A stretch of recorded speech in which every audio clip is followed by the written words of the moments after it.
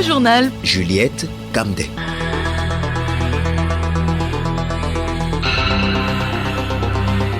Bonjour, bienvenue à tous dans le 12h30 de ce dimanche 29 septembre 2024. Au sommaire, alors qu'environ 733 millions de personnes dans le monde souffrent de faim, près d'1 milliard de tonnes de nourriture finissent dans les poubelles. Ce 29 septembre marque la journée internationale anti-gaspillage alimentaire. Le clou de girofle appelé Amina plingota a des propriétés antiseptiques pouvant soulager les maux de dents. La rubrique Bien-être nous en parle en détail. Au lendemain des frappes aériennes à Beyrouth qui ont tué le chef du Hezbollah, Hassan Nasrallah, Israël se prépare pour une éventuelle intervention terrestre contre le Hezbollah. L'État hébreu a déployé des troupes à la frontière avec le Liban. radiolomé.tg. Nous allons tout de suite dans la région de la Kara où le lycée de Srka dans la Bina bénéficie d'un nouvel édifice et de matériel didactique. Le bâtiment scolaire de 4 salles équipé de tables-bancs et de chaises a été officiellement remis aux bénéficiaires vendredi dernier. Des précisions sur l'ouvrage avec Joseph Ama Wacha de l'agence togolaise de presse Pagoda. Inauguré le mardi 24 septembre 2024, cet ouvrage est financé à hauteur de 50 millions de francs CFA par les sœurs de la communauté Missionarie di Villaregia en Italie et celle de la Providence Saint-Paul de Kara. Occasion pour le directeur régional de l'éducation de la Kara, Kiron Padibuyou Jacques, de saluer cette action des sœurs donatrices qui vise à améliorer la qualité de l'éducation dans le canton de Srka. Pour lui, ce geste offre à cet établissement un cadre d'éducation plus approprié et sécurisé et encourage la scolarisation des enfants dans cette localité et va améliorer le rendement des apprenants. Il a demandé à la population bénéficiaire d'assumer ses responsabilités afin que cet ouvrage mis en place serve à nos jeunes apprenants leaders de demain. Les bénéficiaires du projet ont partagé leur joie et leur soulagement de disposer enfin d'un bâtiment scolaire moderne qui vient améliorer considérablement les conditions d'études des élèves dans leur canton. Ils promettent de prendre soin de ce joyau et d'en faire bon usage afin qu'il garde sa splendeur pour les générations futures. À Top Pagoda, Joseph Amakpatia pour Radio Lomé. Nous restons dans le nord du pays. Nous allons un peu plus dans les savanes. La production animale au Togo a atteint les 45,4 millions de têtes l'année dernière sur l'ensemble du territoire. Le gouvernement renforce toujours le secteur.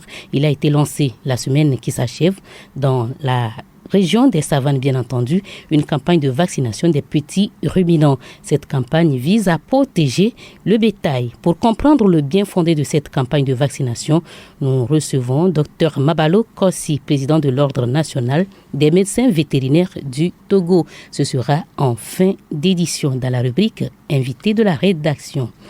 En effet, pas moins d'un tiers des aliments produits à l'échelle mondiale sont jetés. Pourtant, environ 733 millions de personnes dans le monde souffrent de faim. Il est donc inacceptable de rester les bras croisés face à une telle situation. Les Nations Unies ont instauré en 2020, le 29 septembre, comme journée mondiale de la lutte contre le gaspillage alimentaire. L'importance de cette journée dans ce dossier signé Florent Abi. Cette journée internationale est une occasion de rappeler que la lutte contre le gaspillage alimentaire est une nécessité, un levier d'action contre le changement climatique et le pouvoir d'achat. Elle constitue également un défi planétaire. Le gaspillage alimentaire est un non-sens économique, social et écologique. C'est une journée de sensibilisation des populations au gâchis alimentaire colossal observé dans le monde. Les chiffres font peur, tant ils sont importants. 17% de la production alimentaire mondiale est gaspillée. Il est indispensable de comprendre que, quand on parle de nourriture jetée ou perdue, il est question en réalité de toute une chaîne de production liée aux ressources utilisées en amont pour assurer cette production. Eau, terres cultivables, énergie, travail et même les moyens financiers mobilisés. Cette journée de sensibilisation soutenue par la FAO se fixe comme objectif de lancer des actions pour réduire les gaspillages. Alors, Consommateurs et producteurs, nous sommes tous concernés par la lutte contre le gaspillage alimentaire. Florent, au-delà de l'obligation morale de s'attaquer au fléau du gaspillage, il ne faut pas perdre de vue la dimension écologique du problème. Par la réduction et la prévention des pertes et du gaspillage de nourriture, il est possible de diminuer les émissions de CO2 et de limiter la consommation de ressources en terre et en eau. Justement, l'océan joue un rôle important dans la régulation des températures de la surface de la Terre. Ces vastes étendues d'eau sont un important puits qui absorbe le gaz à effet de serre. Elles produisent aussi l'oxygène que nous respirons. Toutefois, c'est pour la sécurité sur la mer que la Journée mondiale de la mer a été décrétée. Charlotte Ahar. La Journée mondiale de la mer est célébrée le dernier jeudi de septembre chaque année. Elle souligne l'importance de la sécurité et de la protection du milieu marin.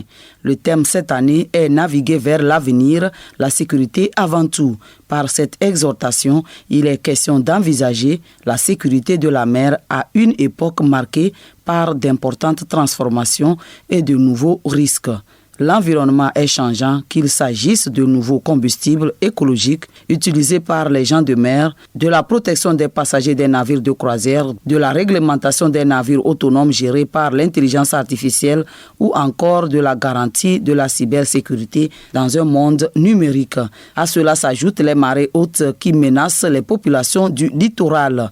Le ministre de la Sécurité de la Protection civile du Togo, Calixte Madjoulba, alerte sur une potentielle montée des eaux de la mer au cours de cette période septembre-octobre.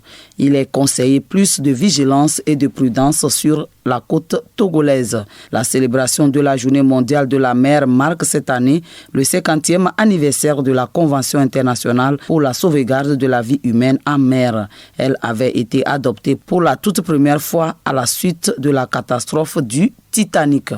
La contraception est un sujet non négligeable dans le couple. Elle était au centre des discussions jeudi dernier. Parmi les différentes méthodes contraceptives disponibles au Togo, le dispositif intra-utérin DIU, encore appelé stérilet, et la vasectomie. Les caractéristiques de ces deux méthodes dans ce magazine signé Nabara Nafara Noudar. Stérilet en cuivre efficace de 5 à 10 ans et stérilet hormonal pour une durée de 3 à 5 ans, ce sont les deux types de stérilet disponibles. Ils sont placés pour empêcher la grossesse. Awefa Ahouanou, sage-femme d'État au CMS d'Amoutive. Son mode d'action, c'est de dénaturer les spermatozoïdes. Ça les rend inactifs à la fécondation. Contrairement au stérilet qu'on peut abandonner, la vasectomie, cette méthode de contraception masculine, est irréversible. Aujourd'hui, avec l'évolution de la médecine, c'est la vasectomie sans bistouri.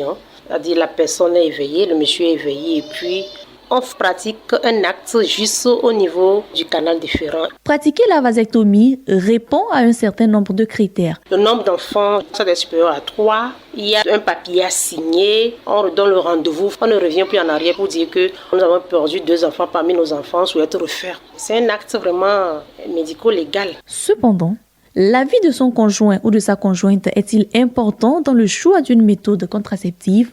Nous retrouvons la sage-femme. L'avis du conjoint est important, mais ce n'est pas obligatoire. Si nous prenons le cas des autres méthodes, à part la vasectomie et la ligature des trompes, qui sont des méthodes irréversibles, c'est important de discuter dans le couple. La femme seule peut décider de faire la contraception au moment où l'homme n'est pas réceptif par rapport à la contraception. Toutes ces méthodes sont destinées à assurer une sexualité responsable. Nous quittons la santé pour la justice. Accès facile des populations à la justice. Le gouvernement a entrepris depuis 2018 la création des maisons de justice sur l'ensemble du territoire national. Quels avantages offrent les maisons de justice aux citoyens? Quel peut être le délai de traitement des affaires dans les maisons de justice? Élément de réponse dans ce magazine de Edo Assignon. En créant les maisons de justice, le gouvernement veut rapprocher la justice des citoyens, quelle que soit la couche sociale à laquelle ils appartiennent. Cette approche permet de lutter contre l'éloignement géographique des juridictions et aussi de briser la barrière financière, un avantage conséquent pour les citoyens. Tagbe Kofi, directeur de l'accès au droit et à la justice. Les usagers, la population a plusieurs avantages, mais nous pouvons citer principalement la proximité. Parce que très souvent, les juridictions qui sont créées se situent à de très grandes distances de population pour pouvoir y aller. Donc, il y a la proximité géographique. Donc, les maisons de justice sont créées au plus près des populations. Il y a le fait aussi qu'il y a une proximité linguistique. On utilise la langue du milieu. On n'a pas besoin de comprendre le français pour pouvoir saisir les maisons de justice. Il y a le fait que la maison de justice est principalement gratuite. Cette gratuité donne une simplicité économique. Même si vous n'avez pas d'argent, vous pouvez aller à la maison de justice parce que vous n'avez aucun sou à payer. Les maisons de justice sont des ponts entre le droit et les valeurs sociales car cela accouche la conciliation et la paix sociale. Epiphanie Houmé, chef unité gouvernance programme des Nations Unies pour le développement. Les maisons de justice constituent des ponts entre le droit et les normes sociales, puisque ce qui est recherché dans la mise en place des maisons de justice que le PNUD soutient, c'est la paix sociale, la cohésion sociale, le fait de régler les litiges entre les citoyens dans la conciliation et la médiation. Eh bien, cela conserve les bonnes relations entre citoyens et cela contribue à la paix sociale et à l'harmonie sociale. L'un des atouts des maisons de justice, c'est aussi le délai court du traitement des affaires. Nous retrouvons Tagbe Kofi. Le temps de traitement des dossiers dans la maison de justice est très court, donc il y a aussi un intérêt à y aller. Les affaires se traitent dans un temps très très court, entre 3 jours, 30 jours. Entre 3 jours, 30 jours, votre affaire est réglée. Ce projet de création des maisons de justice répond également à la nécessité de décongestionner les tribunaux. Le journal Juliette Kamdé. Les ministres des Affaires étrangères du Bénin, Ségoun Bakari Adjadi et Bakari Yaou Sangaré du Niger se sont rencontrés en marge de l'Assemblée générale des Nations unies. C'est la seconde fois que les deux ministres échangent formellement en un mois pour décrisper et normaliser les relations difficiles entre Cotonou et Niamey depuis que le général Abdourahmane Tiani est au pouvoir au Niger.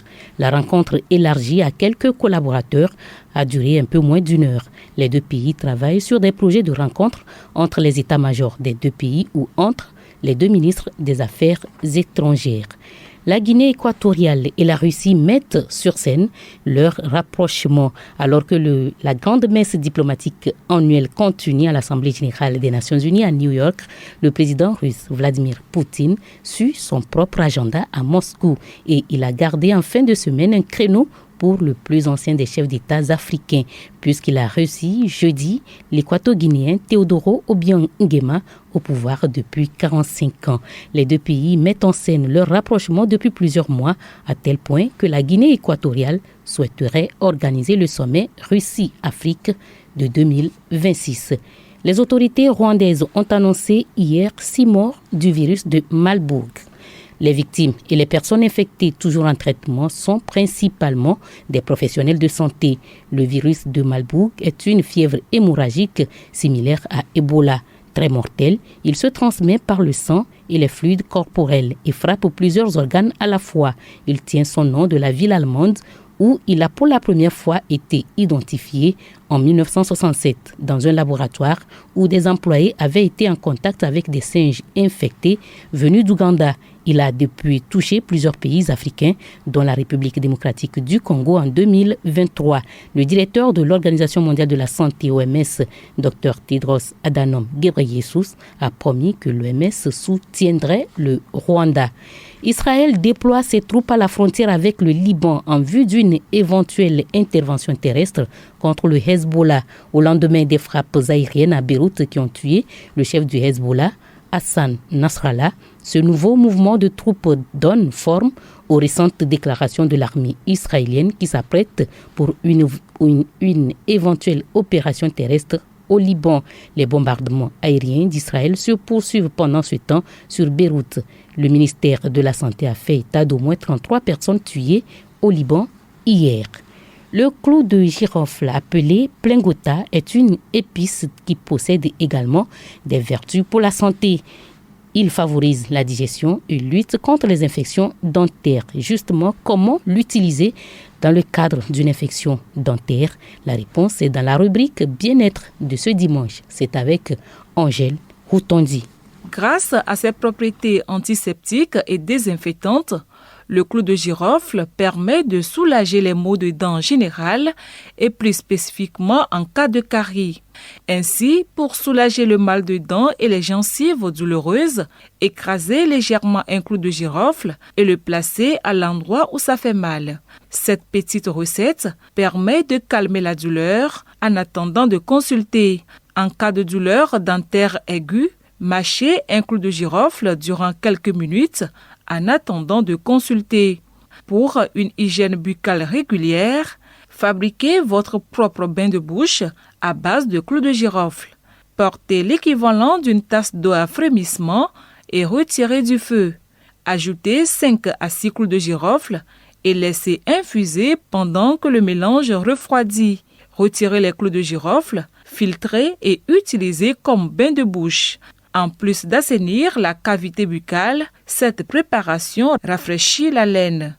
Il peut être pratiqué quotidiennement. L'action combinée antiseptique et analgésique du clou de girofle en fait également un allié précieux contre les aftes et la gingivite. Rubrique invité de la rédaction. La production animale du Togo a atteint l'année dernière les 45,4 millions de têtes sur le territoire. Pour renforcer ce secteur et améliorer davantage la production animale, une campagne de vaccination des petits ruminants a été lancée cette semaine. Elle vise à protéger les bétails. Et pour comprendre le bien fondé de cette campagne de vaccination, notre invité est Dr Mabalo Kossi, président de l'Ordre national des médecins vétérinaires du Togo. Il répond aux questions de Sibi Lawson.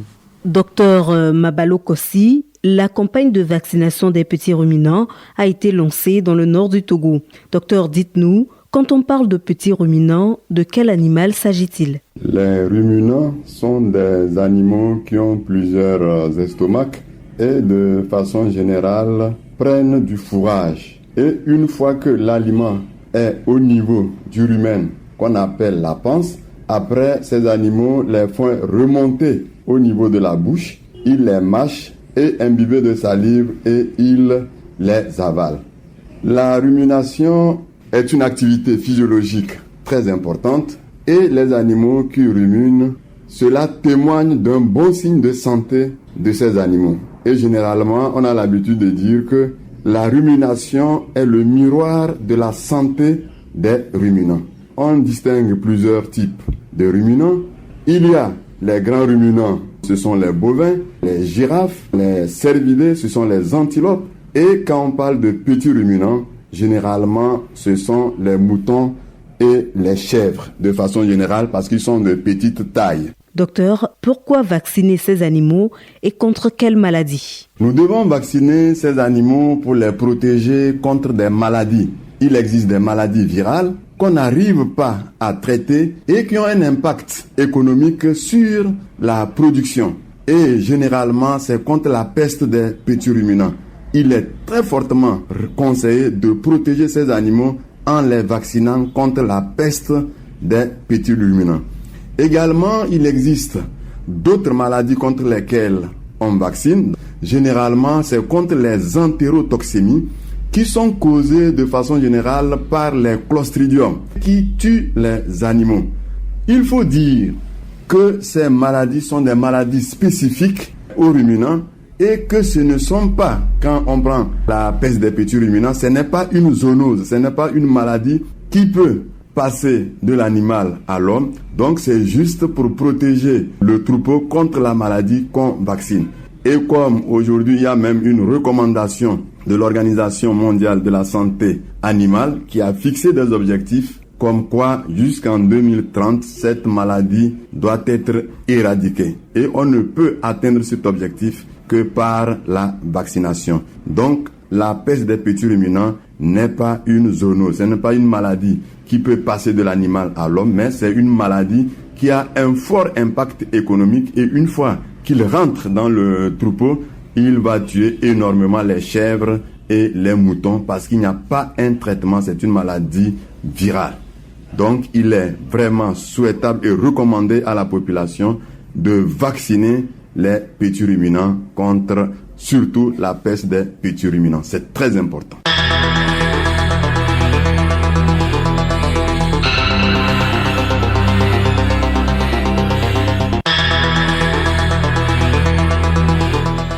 C'est la fin de cette édition. Merci de l'avoir suivi. Le rappel des titres. Alors qu'environ 733 millions de personnes dans le monde souffrent de faim, près d'1 milliard de tonnes de nourriture finissent dans les poubelles. Ce 29 septembre marque la journée internationale anti-gaspillage alimentaire.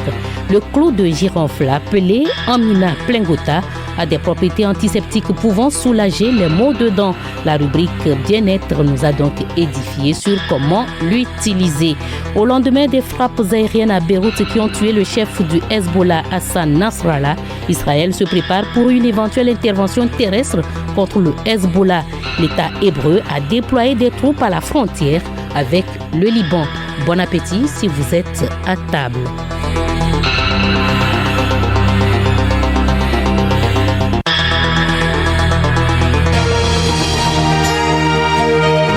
Radio Lomé, boîte postale 434, email radiolomé@radiolomé.tg. radiolomé.tg